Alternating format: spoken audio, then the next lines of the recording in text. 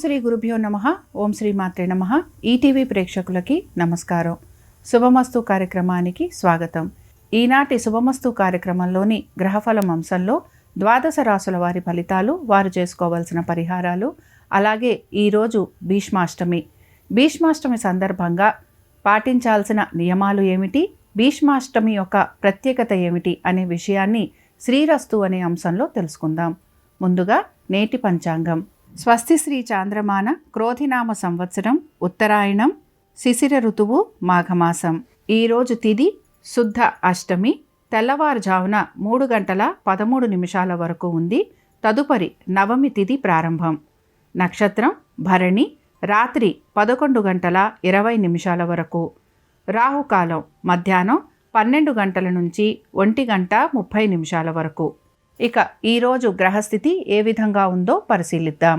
గురువు వృషభ రాశిలో సంచారము, కుజుడు వక్రగతిలో మిథున రాశిలోను, కేతువు కన్యలోను, రవి బుధులు మకర రాశిలోను, శని కుంభరాశిలోను, శుక్ర రాహువులు మీనరాశిలోను సంచరిస్తున్నారు.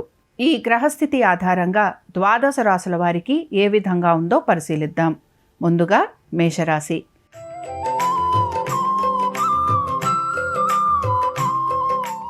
ఈరోజు మేషరాశి వారి ఫలితాలను గనక గమనించినట్లయితే, మేషరాశి వారికి ఈరోజు ఉద్యోగ వ్యాపార పరంగా చక్కటి అభివృద్ధి అనేది గోచరిస్తోంది.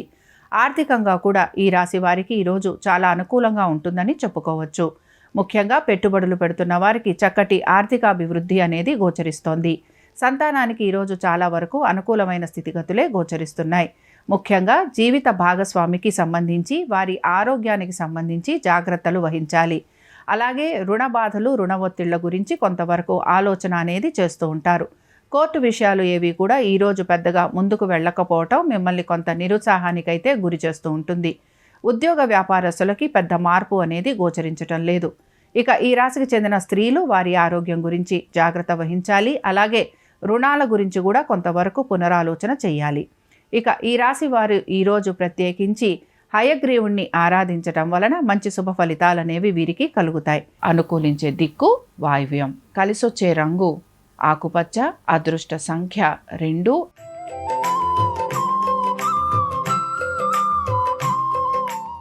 వృషభ రాశి వారి ఫలితాలను గనక పరిశీలించినట్లయితే, వృషభ రాశి వారికి ఈరోజు ఖర్చులు అధికంగా ఉండబోతున్నాయి. వృత్తి వ్యాపారాలలో కూడా కొంతవరకు ఒడిదుడుకులుండే అవకాశాలు ఎక్కువగా గోచరిస్తున్నాయి. దీంతో పాటు అనుకున్న పనులన్నీ కూడా కొంత ఆలస్యంగా పూర్తయ్యే అవకాశాలు ఎక్కువగా ఉన్నాయి. ఇక సంతానానికి సంబంధించి కొంతవరకు అనుకూలత అనేది గోచరిస్తోంది. ముఖ్యంగా ఉద్యోగస్తులకి కొంతవరకు అదనపు బాధ్యతలు ఉండటం వలన ఇబ్బందికి గురవుతూ ఉంటారు. దీంతో పాటు వ్యాపారస్తులకి కూడా ఆర్థికపరమైన విషయాలలో ఎక్కువగా ఒడిదుడుకులు ఎదుర్కొనే అవకాశాలు గోచరిస్తున్నాయి. మీరు వ్యాపార పరంగా కొంత అభివృద్ధి వైపుగా ముందడుగు వేస్తున్నా కూడా ఆర్థికపరమైన విషయాల్లో ఇబ్బందికి ఎదురవుతూ ఉంటుంది కనుక కొంత జాగ్రత్త వహించాలి. కోర్టు విషయాలు ఏవైతే ఉన్నాయో అవన్నీ కూడా మీకు ముందుకు వెళ్ళకపోవటం వలన కొంత ఇబ్బందికి అయితే గురవుతూ ఉంటారు. ఈ రాశి వారు ఈరోజు విష్ణు సహస్రనామాలు చదవటం, వినటం, అలాగే స్వామివారి దర్శనం చేసుకోవటం వలన మంచి శుభ ఫలితాలు కలిగేందుకు అవకాశం ఉంటుంది. అనుకూలించే దిక్కు దక్షిణం. కలిసొచ్చే రంగు ఎరుపు. అదృష్ట సంఖ్య 2.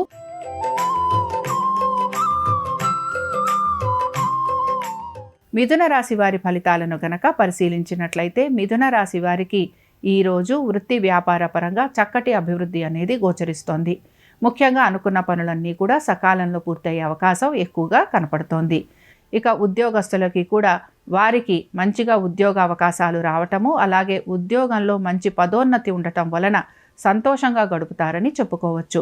ఈ రాశికి చెందిన స్త్రీలు మాత్రం వారి ఆరోగ్యం గురించి జాగ్రత్తలు వహించాలి. అలాగే నమ్మి మోసపోయే అవకాశాలు ఎక్కువగా ఉంటాయి. రుణాల జోలికి వెళ్లకుండా ఉండేందుకు ప్రయత్నం చేయాలి. సంతానానికి చక్కటి అనుకూలమైన స్థితిగతులే గోచరిస్తున్నాయి. మీ యొక్క శత్రువులపైన విజయం సాధిస్తారనే చెప్పుకోవచ్చు. దీంతో పాటు కోర్టు విషయాలు ఏవి కూడా ఈరోజు పెద్దగా మిమ్మల్ని ఇబ్బందికి గురి చేస్తాయని చెప్పుకోవటం లేదు. ఈ రాశికి చెందిన వారు ఈరోజు లక్ష్మీ నరసింహస్వామి వారి యొక్క స్తోత్రం చదవటము, వినటము, చేయటము, అలాగే స్వామివారి దర్శనం చేసుకోవటం వలన మంచి శుభ ఫలితాలు కలిగేందుకు అవకాశం ఉంటుంది. అనుకూలించే దిక్కు దక్షిణం. కలిసొచ్చే రంగు ఎరుపు. అదృష్ట సంఖ్య 3.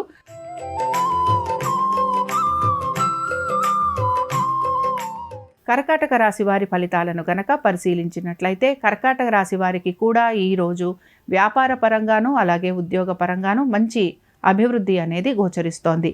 దీంతో పాటుగా వీరికి ఆర్థికంగా కూడా మంచి పురోగతి అనేది సూచిస్తోంది.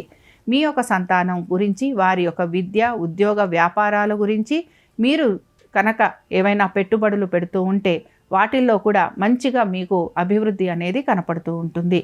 కోర్టు విషయాలు ఏవి కూడా ఈరోజు పెద్దగా ముందుకు వెళ్లేందుకు అవకాశాలు కనిపించటం లేదు.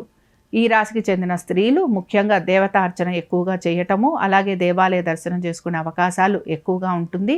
దీంతో పాటు వీరి యొక్క సమయాన్ని సంతానంతో గడిపేందుకు ప్రయత్నం చేస్తూ ఉంటారు. ఈ రాశి వారు ఈరోజు శ్రీరామచంద్రుల వారిని దర్శించటము, అలాగే స్వామి వారి యొక్క స్తోత్రాన్ని చదవటము, వినటము చేయటం వలన మంచి శుభ ఫలితాలు కలుగుతాయి. అనుకూలించే దిక్కు దక్షిణం. కలిసొచ్చే రంగు పసుపు. అదృష్ట సంఖ్య 4.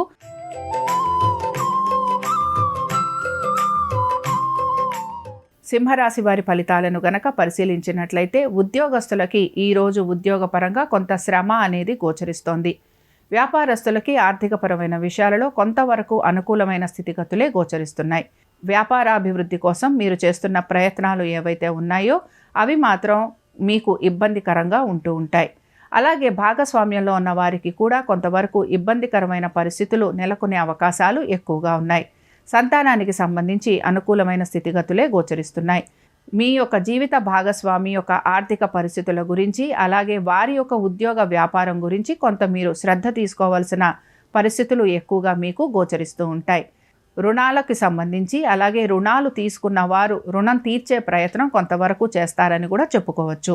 అలాగే వీరు ఉద్యోగపరంగా కొంత ఇబ్బంది పడే అవకాశాలు కూడా గోచరిస్తున్నాయి. ముఖ్యంగా వీరికి ఉన్నతాధికారుల వలన ఇబ్బందులు ఎక్కువగా ఉండే అవకాశాలు ఉంటాయి కనుక వీరు పనులను సకాలంలో పూర్తి చేసేందుకు ప్రయత్నం చేయాలి. ఈ రాశి వారు ఈరోజు శ్రీకృష్ణుడిని ఆరాధన చేయటము, అలాగే స్వామివారి యొక్క అష్టోత్తరం చదవటం కానీ వినటం కానీ చేయటం వలన వీరికి శుభ ఫలితాలు కలిగేందుకు అవకాశం ఉంటుంది. అనుకూలించే దిక్కు తూర్పు. కలిసొచ్చే రంగు ఆకుపచ్చ. అదృష్ట సంఖ్య 7.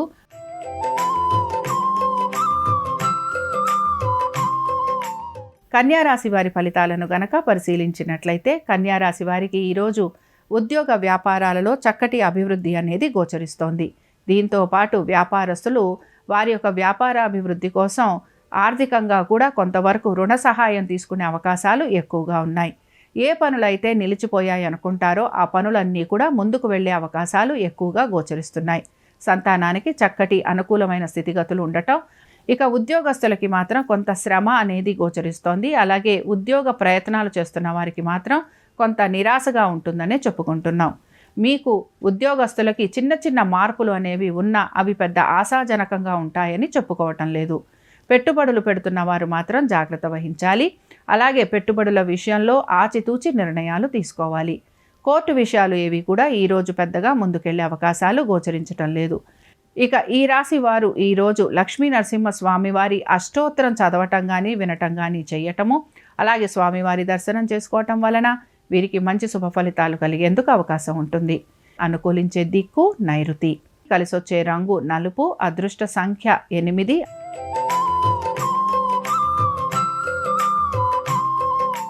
తులారాశి వారి ఫలితాలను గనక పరిశీలించినట్లయితే తులారాశి వారికి కూడా ఈరోజు కొంతవరకు వారి యొక్క ఆరోగ్యం గురించి జాగ్రత్త వహించాలి.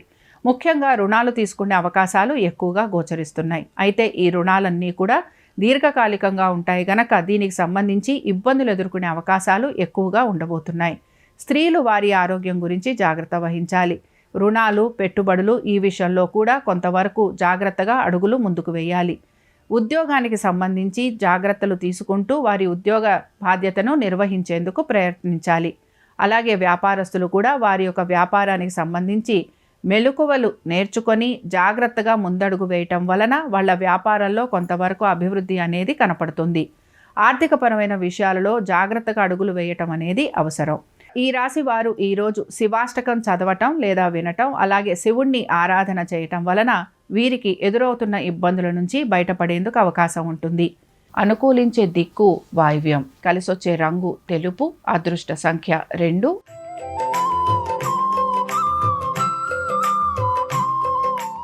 వృశ్చిక రాశి వారి ఫలితాలను కనుక పరిశీలించినట్లయితే వృశ్చిక రాశి వారికి ఈరోజు వారి యొక్క ఆర్థికపరమైన విషయాల గురించి కొంతవరకు జాగ్రత్తలు వహించాలి. పొదుపు పాటించేందుకు ప్రయత్నం చేయాలి. ఖర్చులు అధికంగా ఉండే అవకాశం గోచరిస్తోంది. ఉద్యోగంలో కూడా కొంతవరకు ప్రయాణాలుండే అవకాశాలు ఎక్కువగా ఉన్నాయి. వ్యాపారస్తులకి ఆర్థికపరమైన విషయంలో కొంతవరకు వీరు జాగ్రత్తగా వహించుకుంటూ ముందుకు వెళ్ళాలి. వ్యాపార సంబంధంగా మీరు పెడుతున్న పెట్టుబడులు మీకు అంత లాభసాటిగా ఉండకపోవటం వలన కొంత నిరాశకు గురయ్యే అవకాశాలు గోచరిస్తున్నాయి. మీ జీవిత భాగస్వామి యొక్క ఆరోగ్యం గురించి జాగ్రత్తలు వహించాలి. మీ సంతానానికి కొంతవరకు అనుకూలంగా ఉంటుంది. అలాగే మీ యొక్క పెట్టుబడుల విషయంలో కూడా జాగ్రత్తగా అడుగులు వేయటం వలన ఆర్థికపరమైన నష్టం వాటిల్లకుండా బయటపడేందుకు అవకాశం ఉంటుంది. ఈ రాశి వారు ఈరోజు సుబ్రహ్మణ్య స్వామి వారి అభిషేకము చేయించటము, అలాగే స్వామివారికి అర్చన చేయించటం వలన వీరికి మంచి శుభ ఫలితాలు కలుగుతాయి. అనుకూలించే దిక్కు ఆగ్నేయం. కలిసొచ్చే రంగు ఎరుపు. అదృష్ట సంఖ్య 3.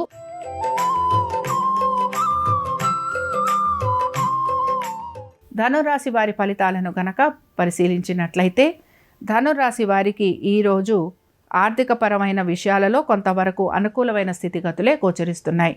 ముఖ్యంగా మీరు కనుక ఇంటి అద్దెల గురించి ప్రయత్నం చేస్తూ ఉంటే దానిలో మీకు మంచి సదవకాశాలు ఉండే అవకాశం గోచరిస్తోంది.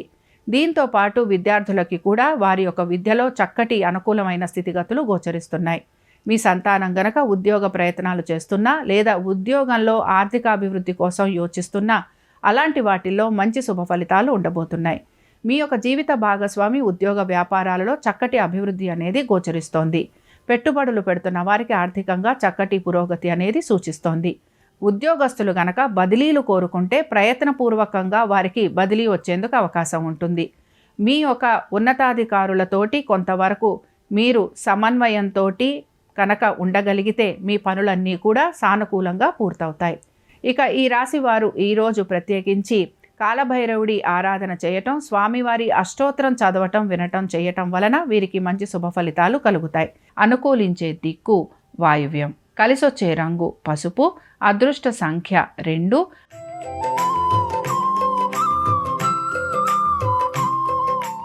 మకర రాశి వారి ఫలితాలను గనక పరిశీలించినట్లయితే మకర రాశి వారికి ఈరోజు వారి సంతానం గురించి, ఆ సంతానం ఒక అభివృద్ధి గురించి, వారి యొక్క విద్య గురించి ఆలోచన అనేది ఎక్కువగా కొనసాగుతూ ఉంటుంది. దీంతో పాటు మీ పెట్టుబడుల గురించి కూడా మీరు కొంత పునరాలోచన చేసే అవకాశాలు ఎక్కువగా ఉంటాయి. దీర్ఘకాలికమైన పెట్టుబడుల మీద ఎక్కువగా ఆసక్తి అనేది చూపిస్తూ ఉంటారు. దీంతో పాటు కోర్టు కేసులు ఏవైనా ఉంటే వాటిల్లో మీకు కొంతవరకు పరిష్కార మార్గాలు కనపడుతూ ఉంటాయి. మీరు పెద్దలని కలవటం కానీ లేకపోతే మీ బంధుమిత్రుల ఒక సలహాలు సంప్రదింపులు తీసుకునే అవకాశం ఎక్కువగా గోచరిస్తోంది. ఉద్యోగస్తులకి పెద్దగా మార్పు అనేది కనిపించటం లేదు. అలాగే వ్యాపారస్తులకి కూడా కొంతవరకు వారి వ్యాపార పరంగాను ఆర్థికంగాను పురోగతి అనేది సూచిస్తోంది. ముఖ్యంగా ఉద్యోగస్తులకి కొంతవరకు ఆర్థికంగా అనుకూలమైన స్థితిగతులే కనపడుతున్నాయి. ఈ రాశి వారు ఈరోజు ఈశ్వరుని ఆరాధన చేయటం వలన చక్కటి శుభ ఫలితాలు పొందేందుకు అవకాశం ఉంటుంది. అనుకూలించే దిక్కు దక్షిణం. కలిసొచ్చే రంగు నలుపు. అదృష్ట సంఖ్య 9.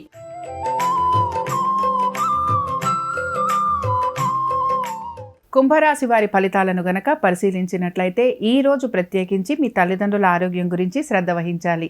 వారితోటి ఎక్కువ సమయాన్ని గడిపేందుకు ప్రయత్నం చేయండి. దీంతో పాటు మీ ఇంటి బాధ్యతలు ఏవైతే ఉన్నాయో అవన్నీ కూడా సకాలంలో మీరు నిర్వహించేందుకు ప్రయత్నం చేయాలి. ఇక వస్తు వాహనాలు ఏర్పరచుకునే అవకాశం ఎక్కువగా గోచరిస్తోంది. వివాహ ప్రయత్నాలు చేస్తున్న వారికి కొంతవరకు అనుకూలంగా ఉండే అవకాశం కనపడుతోంది. ఇక మీ యొక్క బంధుమిత్రుల్ని కలవటం కానీ వారితోటి కొంతవరకు విందు వినోదాలలో మీరు పాల్గొనే అవకాశాలు ఎక్కువగా గోచరిస్తున్నాయి.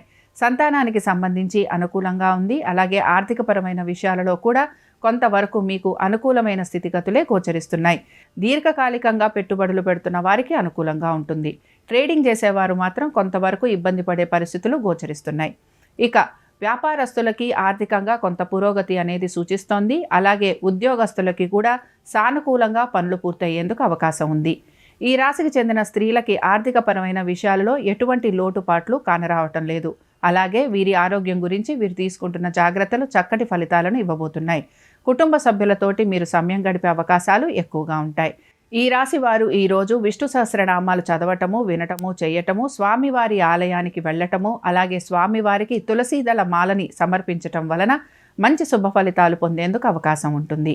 అనుకూలించే దిక్కు దక్షిణం. కలిసొచ్చే రంగు ఎరుపు. అదృష్ట సంఖ్య 8.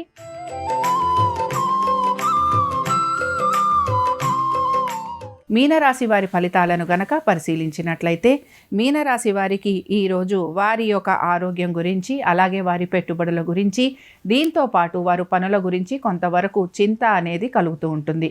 ముఖ్యంగా వారి ఆరోగ్యాన్ని గురించి వారు తగు జాగ్రత్తలు ఖచ్చితంగా పాటించాలి. ఆహార నియమాలు పాటించేందుకు ప్రయత్నం చేయాలి. ఎవరితోటి వాదోపవాదాల జోలికి వెళ్లకుండా ఉండే ప్రయత్నం ఖచ్చితంగా చేస్తూ ఉండాలి. దీంతో పాటు ఉద్యోగస్తులకి కూడా ఉద్యోగపరంగా కొంతవరకు చికాకులుండే అవకాశాలు గోచరిస్తున్నాయి. వ్యాపారస్తులకి కొద్దిగా శ్రమ అనేది అధికంగా ఉండబోతోంది. ఆర్థికంగా కూడా వీరికి కొంత లోటుపాట్లు ఉండే అవకాశాలు గోచరిస్తున్నాయి. సంతానానికి చాలా వరకు అనుకూలంగా ఉండబోతోంది. ప్రయాణాలు చేసే అవకాశం ఎక్కువగా ఉంటుంది. అలాగే మీ యొక్క కోర్టు విషయాలు ఏవి కూడా తేలకపోవటం వలన కొంతవరకు మీరు ఇబ్బందికి గురవుతూ ఉంటారు. ఈ రాశికి చెందిన స్త్రీలు ముఖ్యంగా వారి ఆర్థికపరమైన విషయాల గురించి జాగ్రత్త వహించాలి. అలాగే వాళ్ళ జీవిత భాగస్వామి యొక్క ఆరోగ్యం గురించి కూడా తగు జాగ్రత్తలు పాటిస్తూ ఉండాలి. ఈ రాశి వారు ఈరోజు శ్రీకృష్ణుల వారికి పారిజాతాలతోటి పూజించటం వలన చక్కటి శుభ ఫలితాలు పొందేందుకు అవకాశం ఉంటుంది. అనుకూలించే దిక్కు వాయువ్యం. కలిసొచ్చే రంగు ఆకుపచ్చ. అదృష్ట సంఖ్య 3. ఇవి ద్వాదశ రాశుల వారి ఫలితాలు. భీష్మాష్టమి సందర్భంగా ఆ శ్రీకృష్ణ పరమాత్ముని యొక్క ఆశీస్సులు ద్వాదశ రాశుల వారి మీద ఉండాలని ఆశిస్తూ స్వస్తి. శ్రీరస్తు శుభమస్తు. ఈరోజు భీష్మాష్టమి. భగవద్గీతలో శ్రీకృష్ణ పరమాత్మ అంతకాలేచ మామేవ స్మరన్ముక్తా కలేవరం యహ ప్రయాతి సమద్భావం యాతి నాస్త్యత్ర సంశయః అని చెప్పారు. అంటే శ్రీకృష్ణ పరమాత్మ స్వయంగా ఎవరైతే అంత్యకాలంలో శ్రీకృష్ణుణ్ణి స్మరిస్తూ శరీరాన్ని విడిచిపెడతారో వారికి తప్పక మోక్షమిస్తానని స్వామి స్వయంగా చెప్పాడు. అలా చెప్పిన శ్రీకృష్ణ పరమాత్మని తన ధర్మ నిరతతో, తపశ్శక్తితో, సత్యవాక్య పరిపాలనతో తన దగ్గరికి రప్పించుకొని పరివారమంతా చూస్తుండగా మానవుల బాధలు తొలగించే విష్ణు సహస్రనామాలు పారాయణ చేస్తూ మోక్షాన్ని పొంది శ్రీకృష్ణ పరమాత్మలో ఐక్యమయ్యాడు భీష్మ పితామహుడు. మాఘమాసస్య చ అష్టమ్యాం శుక్లపక్షే చ పార్థివ ప్రాజాపత్యే చ నక్షత్రే మధ్యం ప్రాప్తే దివాకరే. అంటే మాఘమాసం శుక్లపక్షం అష్టమి తిథి రోహిణీ నక్షత్రము సూర్యుడు నడినెత్తిన ప్రకాశిస్తూ ఉండగా అభిజిత్ లగ్నంలో శ్రీకృష్ణ పరమాత్మలో భీష్మ పితామహుడు ఐక్యమయ్యాడు. అలాంటి భీష్ముడు శరీరాన్ని విడిచిపెట్టిన రోజు కాబట్టి భీష్మాష్టమి సందర్భంగా విష్ణు సహస్రనామ పారాయణ చేసిన, శ్రవణం చేసిన శ్రీకృష్ణ పరమాత్మ సంపూర్ణమైన అనుగ్రహానికి ప్రతి ఒక్కరూ సులభంగా పాత్రులు కావచ్చు.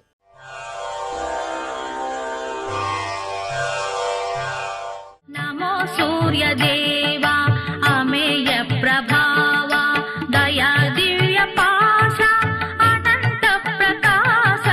నమో సూర్యదేవా అమేయ ప్రభావ. ఓషధి అన్న మాటకు అర్థం ఏంటంటే, ఓషధి అంటే స్త్రీవచనం. అసలు ఆ శక్తిని కల్పించినవాడు ఎవరు అంటే సూర్య భగవానుడు.